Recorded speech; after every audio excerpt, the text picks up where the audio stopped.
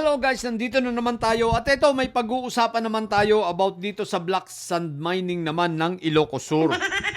Okay guys, naalala nyo no nung kahapon ikinontent ko naman itong pambabalasubas no na ginawa ng gobyerno ng Zambales no sa sa mga kapatid nating Aita no itong pambabalahura sa kanilang ancestral land na ginawang basurahan, binaboy, di ba?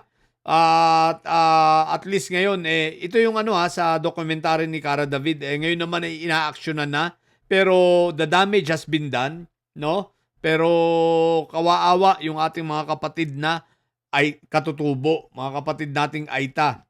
Binaboy talaga yung kanilang lupain, ancestral land pa naman yun.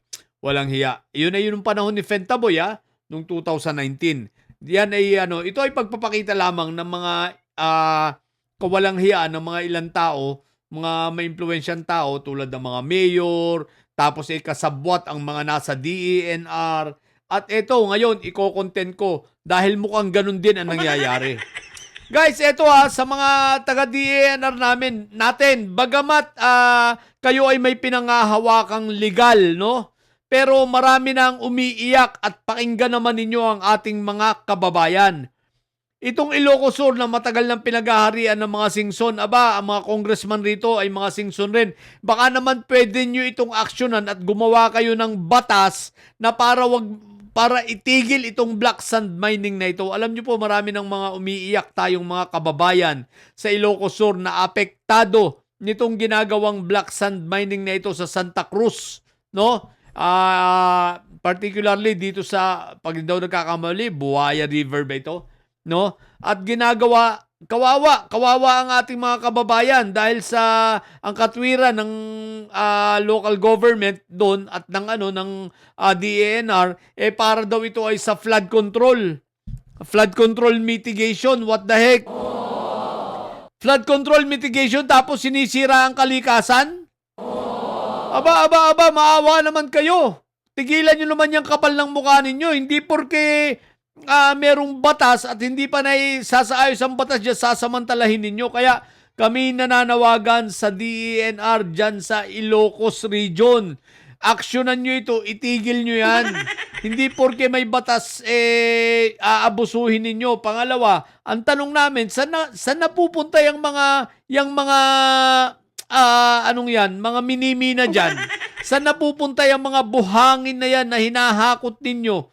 Di ba? Saan dinadala nitong kontraktor ninyo? Yung kontraktor ninyo, binabayaran ng munisipyo, binabayaran ng ninyo dyan, ng gobyerno. Tapos saan napupunta yung kanilang hinahakot? Siyempre, pinagkakaperahan pa yan. Di ba?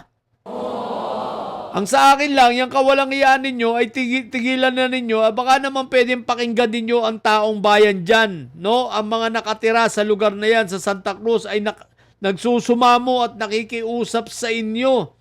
Na itigil yan dahil nasisira na ang kanilang kabuhayan. Hindi lang ang kanilang kabuhayan, pati ang kalikasan. Diba? At baka dumating ang panahon, yung sinasabi ninyong flood control mitigation, baka iba ang mangyari, lalo pa silang mapahamak sa ginagawa nyong yan.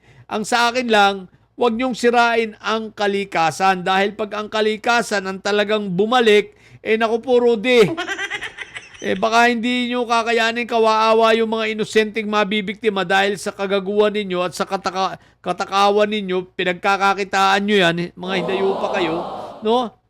Di ba? So, DENR, baka naman, no,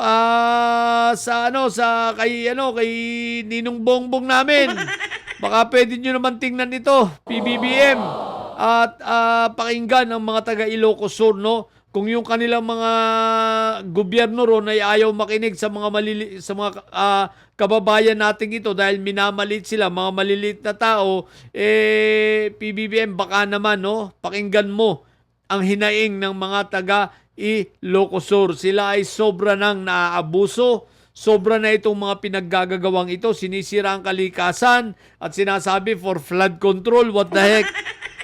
Diba? Ang dami pang palusot Hindi na lang sabihin na talagang gusto sirain ang kalikasan at pagkakitaan, di ba?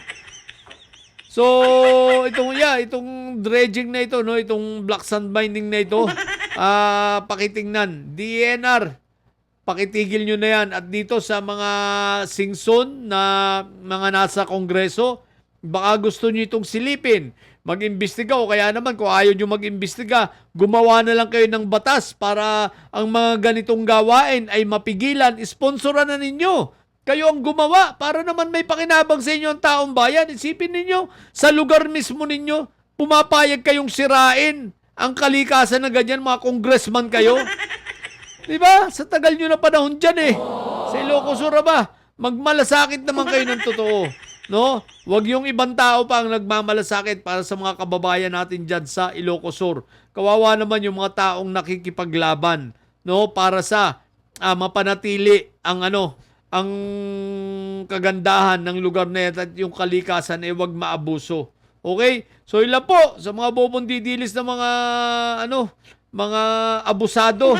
Lalo na yung mga nagmamining dyan sa Ilocos Sur na yan. Baka pwedeng tigilan nyo na yan. Maawa na kayo sa tao. Bagamat may batas dyan na nagbibigay sa inyo ng pahintulot at permiso, baka naman in good faith, no? Bilang isang tao, bilang isang Pilipino, at bilang mga kababayan ng mga nandyan sa Ilocos Sur, baka pwedeng itigil nyo na, no? At pakinggan nyo naman itong mga kababayan natin na nandiriyan, na maliliit na tao lamang ang mga ito, mga simpleng tao. Maawa naman kayo, di ba? At kung yan ay inyong gagawin, ako, papalakpakan namin kayo. Naniwala kayo sa amin, okay? So yun lang po sa mga bobong didilis na mga taga dyan sa Ilocos Sur, no? May mga didilis dyan, alam ko eh. Manatili kayo mga bobot may side na mga hinayupa kayo. So pagkat ang bobot may side laging high blood! Bye!